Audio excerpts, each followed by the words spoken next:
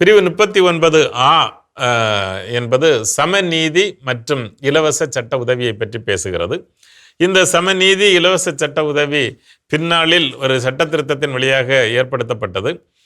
இந்த சட்ட திருத்தம் மிக தெளிவாக சொல்கிறது, பொருளாதார அடிப்படையில், வறுமையின் அடிப்படையில் யாருக்கும் நீதி மறுக்கப்படக்கூடாது என்பதை பற்றி சொல்லுகிறது. எல்லோருக்கும் நீதி சமமாக கிடைக்க வேண்டும், அதுதான் சமநீதி, ஈக்குவல் ஜஸ்டிஸ் என்பதை பற்றி இந்த பிரிவு தெளிவாக சொல்லுகிறது.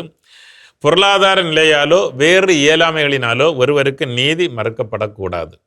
எனவே அவர்களும் நீதியை பெறுகிற வண்ணம் இலவச சட்ட உதவிக்கு அவர்கள் தகுதியுடையவர்கள் என்று புதிதாக இந்த பிரிவு சேர்க்கப்பட்டிருக்கிறது. இந்த இலவச சட்ட உதவியை அரசே வழங்குகிறது. ஸோ யார் யாருக்கு வறுமையின் காரணமாக தனக்காக ஒரு வழக்கறிஞரை வைத்து வாதாடி நீதியை பெற்றுக்கொள்ள முடியாதோ அவர்கள் இந்த இலவச சட்ட உதவி மையத்தை அணுகி தங்களுடைய வழக்குக்காக அவர்கள் அந்த வழக்கறிஞரை வைத்துக் கொள்ளக்கூடிய ஒரு வாய்ப்பை இந்த அரசு உருவாக்கி இருக்கிறது. அப்போ இந்த இலவச சட்ட உதவி சரியாக செயல்படுகிறதா என்பதை கண்காணிக்கிற பொறுப்பும் குடிமக்களாகிய நமக்கே இருக்கிறது. ஏனென்றால் இது ஒரு உன்னதமான ஒரு நோக்கத்திற்காக உருவாக்கப்பட்டது. யாருக்கும் நீதி மறுக்கப்படக்கூடாது. ஏன்னா நீதி மறுக்கப்பட்டு விட்டாலேயே அங்கு அமைதி குலைந்து போகிறது. நீதி இல்லாத ஒரு சமூகத்தில் வாழ்வது என்பது எளிதான காரியம் அல்ல.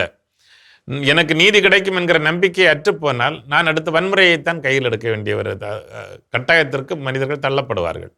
எனவே அப்படிப்பட்ட ஒரு சூழல் வந்துவிடக்கூடாது. எல்லோருக்கும் நீதி, ஓரளவாவது சமநீதி வழங்கப்பட வேண்டும் என்பதை குறிக்கோளாக கொண்டு உருவாக்கப்பட்டது தான் இந்த சட்டப்பிரிவு.